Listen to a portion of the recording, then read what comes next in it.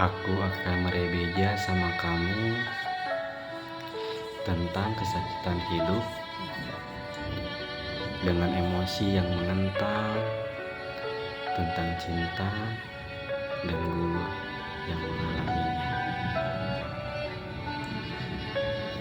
Kenapa harus aku yang selalu menjadi bahan olokan? Sekalian saja jadi bahan bangunan, biar kamu bisa kuriak. Aku mengeluh dengan hidup ini.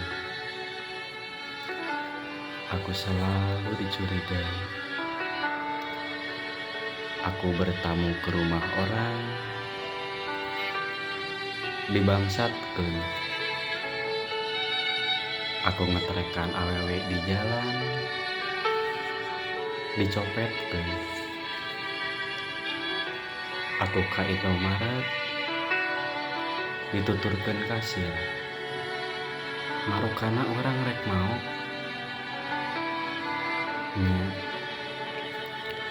da emang enya banget orang mah banget siksaan. Aku mah ngeluh dengan hidup ini. Aku melamar kerja, teu ditarima. Majarkeun urang tatoan. Please deuleu beb.